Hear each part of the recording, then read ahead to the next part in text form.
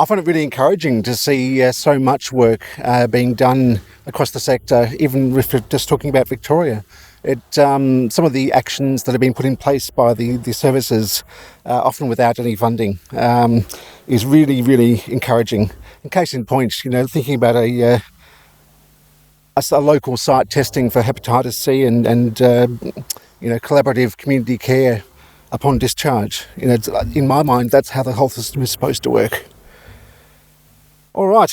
I'd like to welcome Simon Kovak from Equally Well New Zealand, who is coming to tell us about the movement across there, but thinking about stepping out of the echo chamber. Simon Kovak is the Marketing Communications Lead for Equally Well New Zealand and the Head of Marketing Communications for the Ember Korowai Takatini. Excellent. Leading NGO group acting in the mental health and addiction sector in New Zealand. Simon's lived experience combined with professional skills inform his work with Equally Well. Today, Simon is presenting on his work in Equally Well. Thank you very much, Simon.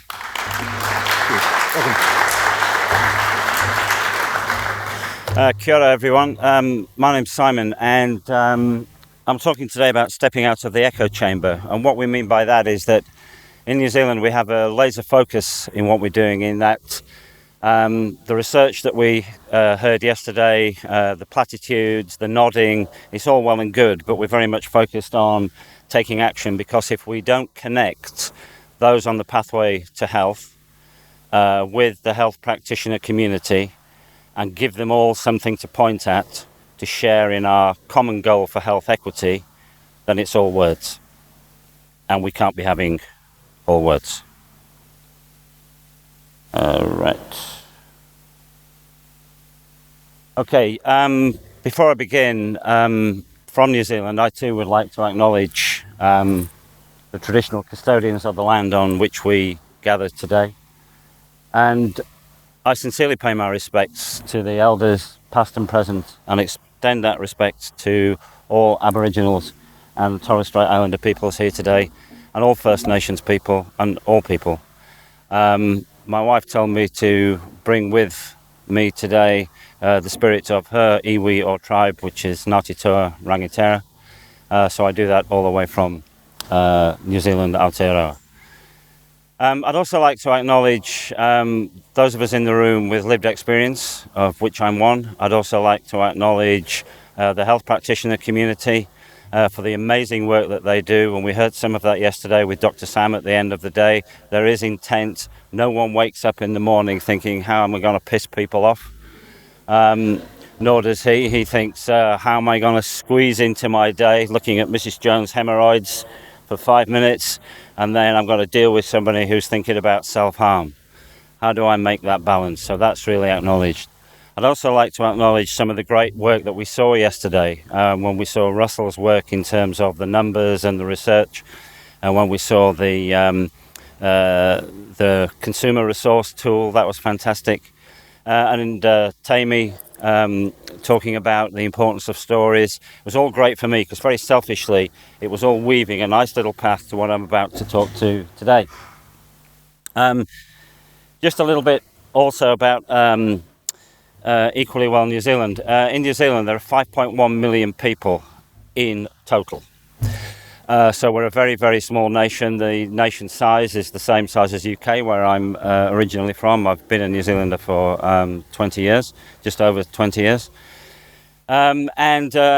Equally Well is a bit different. Equally Well over there, we're not a big substantive body with a huge amount of funding. We're an impact collaborative of around about 150, 200 separate individuals and organisations. We're steered by a backbone team, of which I am only one. So I look after marketing and communications. We have a researcher, we have an analyst, we have an Indigenous voice, and we have a clinician. So we sort of curate the Equally Well mission. So we're slightly different in that respect. At the heart of everything we do, however, is lived experience, and you can't move beyond lived experience. And I stand here today addressing you as the marketing lead of equally well in New Zealand, the marketing lead of an NGO called Ember Korowai Takatini that we started 6 years ago. It's a brand that we've built from nothing. We now have 35 separate services running throughout the North Island, all of which address mental health and addictions in various different forms. 85% of the people that work for us have some form of lived experience, and we employ about 325 people. That's Ember Korowai Takatini for you. Yes, thank you, Tammy. The greatest company in New Zealand at the moment. So lived experience is really, really important. So before I joined Ember, Ember for me is really a happy collision of my professional skills and my lived experience. I've been a marketer all my life. Before joining Ember, I was in advertising for 30 years. Many of you have seen my work on the telly. I used to run Grey worldwide for Auckland and Melbourne, for example. I used to do all the traffic accident ads that you've seen over here. If anybody remembers pictures of me, that was one of my campaigns. But it hasn't always been that way. I also stand here as somebody who hasn't had a drink and hasn't used any form of drug for 15 years. I've been with Ember Thank you. I've been with Ember Korowai Takatini for 6, which is why we call it a happy collision. When I was using, and I'm sure there are many people in this room who've walked down that path, I was the worst or the best kind of addict, depending on which side of the fence you are. I thought I was really good at it, and boy, I was. And if you don't know what it's like to wake up at 3 a.m. and down about 3 or 4 bottles of wine before work, then you don't really know what addiction is. So I'm no stranger to the back of a police car. I'm no stranger to being shoved in a locked up mental ward. I'm no stranger to rehab. Somebody asked yesterday, I think it was Russell, why are we here? Why are we doing this? Why are we doing it now? And Russell came up with the answer after sharing the body of research with us that it's basic human rights.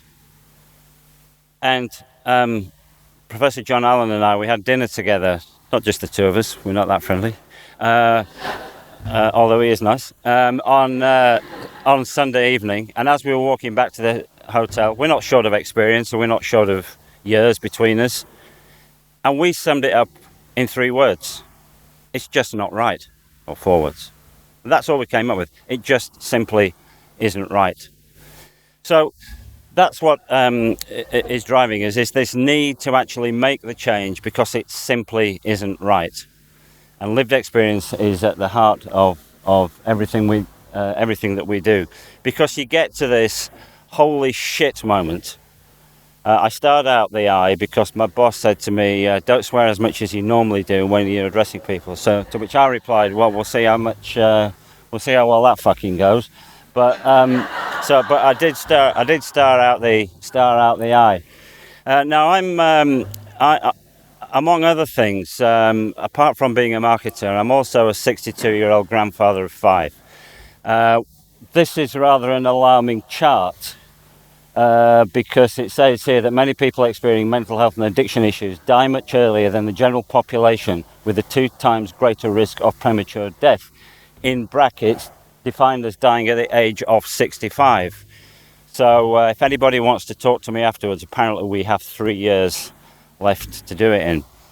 I'm also an athlete, and the reason that I bring that up is that it's really important to me, because when I was clear of addiction, I made a promise to myself, and that promise was, you are safe with me. I can remember making it. I looked in the mirror before I left rehab, and that's what I said to myself, you are safe with me. And I'd lost everything. I drank my way out of 2 marriages, I'd lost jobs, I'd lost houses, I'd lost money. I'd lost my reputation. I was told I would never work again. I didn't know whether I would work again at all. I didn't know what kind of person I would be. I'm pleased to say that part of that promise, there were 2 core elements to it. One was that I would never drink again. I never have, and I never will. And the other one was that I would look after myself physically. I made that as a specific promise. I will look after myself physically. The one thing I will not do is waste my physical health. So I go for screenings, I go for dental, I go for checkups, I keep fit, I watch what I put in the machine, and I represent New Zealand at masters level over 21, 42Ks and 50K racing. In fact, I'm coming back in 2 days' time to race the Brisbane Marathon. So it's really, physical health is really, really important to me.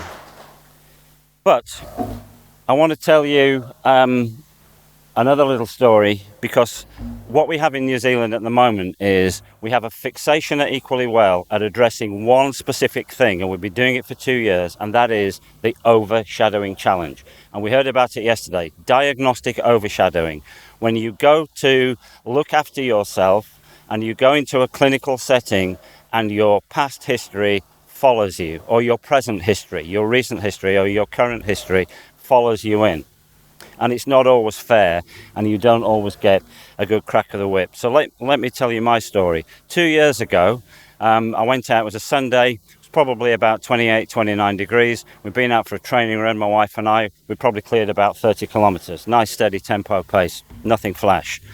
Came home, had a shower, did the usual Sunday afternoon stuff, mowed the lawns. I can't remember what I did.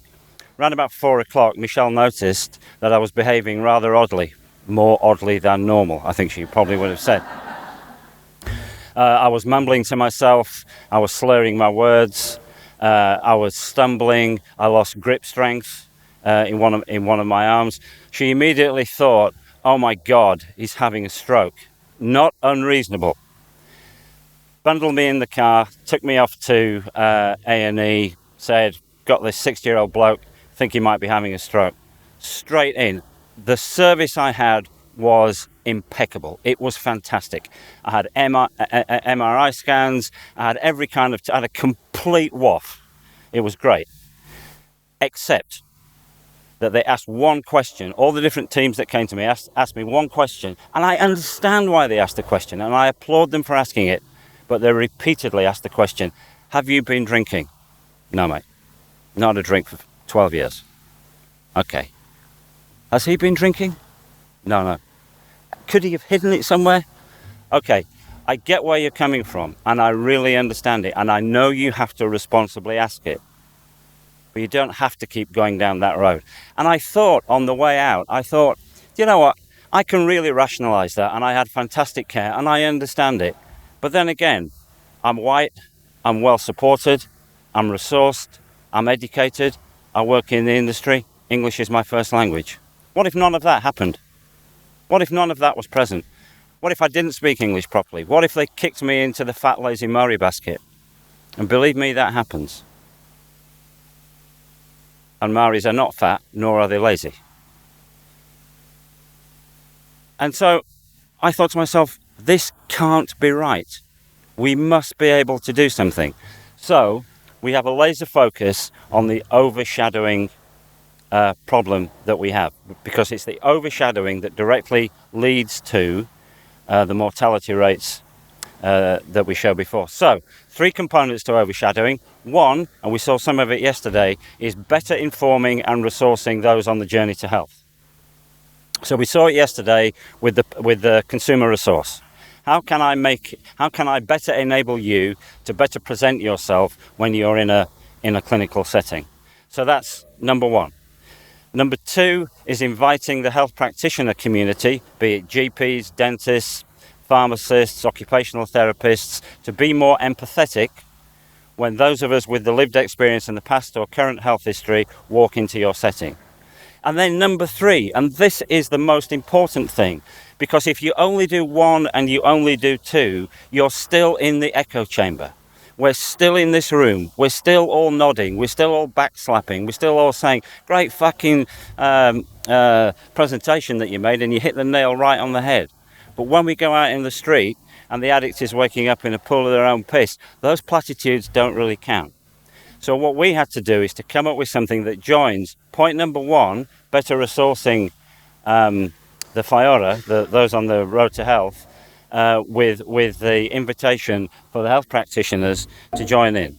So we created a campaign called See Us, which we hope does that. And we've got a strategy, and that's what I'm about to share with you. So this is what we created. It's a little animatic. It's an educational resource that we've created For those... Your history of mental health issues or substance use can cast a shadow that makes it harder to get the healthcare you need. This shadow may prevent your healthcare provider from seeing what is really going on with your body. This is called overshadowing. It happens when your provider connects a symptom like pain to your mental health or substance use history. I have anxiety and panic attacks, so my health concerns around high blood pressure and my heart seem to be overlooked. I know my body well and can tell the difference between anxiety and heart problems. When I went to get help for a sore ankle, the doctor said, "Tell me about your bipolar disorder." Turns out I had a torn ligament, diagnosed by someone else. My treatment was delayed and I felt humiliated. Overshadowing, like this, is a form of discrimination. Ultimately, it's your healthcare professional's responsibility to provide you with the care you need.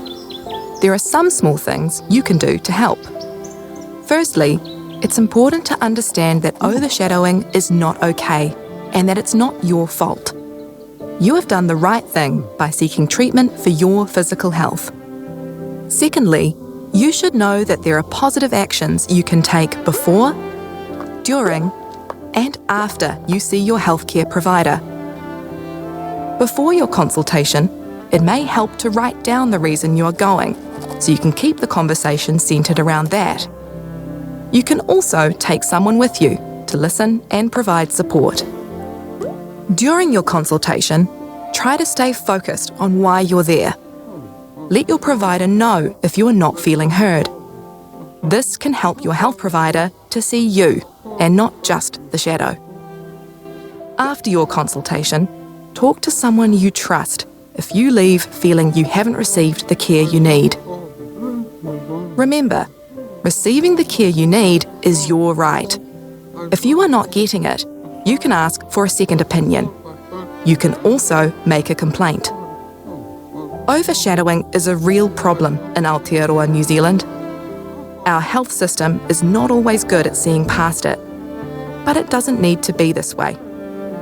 Together, we can shine a light on overshadowing so that everyone can be seen and cared for. For the first time, I was reassured that my pain was real and there were ways they could help. They did not focus on my history of depression or see it as a cause, but rather acknowledged that chronic pain would naturally create changes in mood. My doctor proactively promotes my physical and mental health care. She listens to me, never judges, and accepts that my knowledge of my body is significant and I'm the one in charge.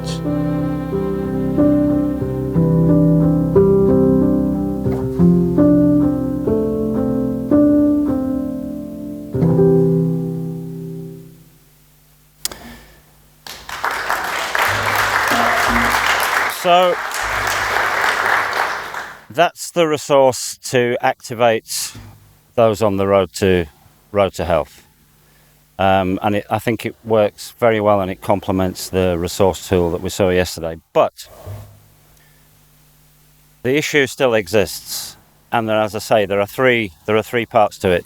There are the consumer, there is the health practitioner network, and then there's how do you activate them both together and build communities.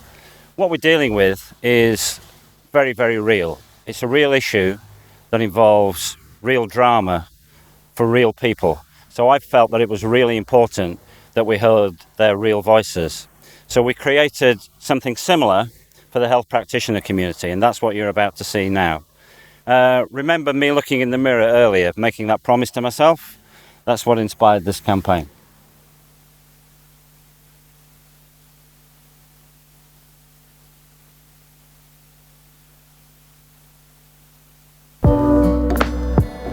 These are all real people, and this body of work goes out to the health practitioner community. I was on a holiday and I had a fall. I actually broke my ribs and was in a lot of pain, so I went to the local emergency department. They read my notes and the only thing they wanted to talk about was whether I was feeling suicidal. They were worried I might overdose. I get it. I've had some challenges in the past. But at that time, what I needed was help for my fracture.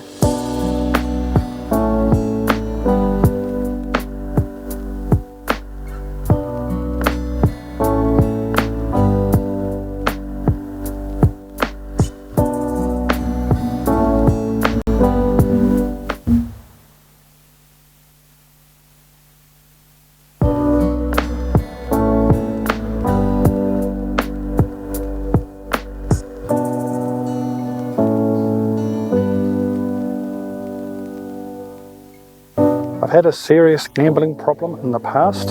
I had depression, I got help. I'm in recovery now and life is pretty great. What isn't so great is the way people sometimes treat me. I mean, the people you see when you go to the doctor or go to the hospital. But it's okay, my friends and whānau understand. They support me, they back me up, and they help make sure I get the treatment I need for whatever health problem I have. I do it for them, and they do it for me.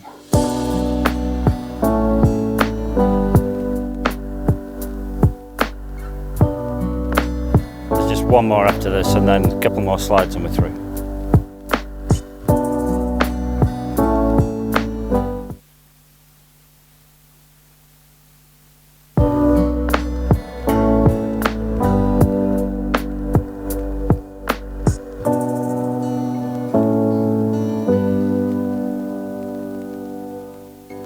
I haven't been in active addiction for 9 years. Aside from that, I have a chronic pain condition that affects my nervous system. I get these debilitating flare-ups where I need mobility aids and sometimes medical assistance just to be able to function. It can be so unbearable that I've lost teeth from clenching them. So when I see a doctor or nurse, it hurts when they assume I'm just using again. But it seems to happen every time I'm laying in a hospital bed, and that's why I try so hard to avoid them in the first place. If I'm trusting you to treat me, you need to trust me that I'm telling the truth.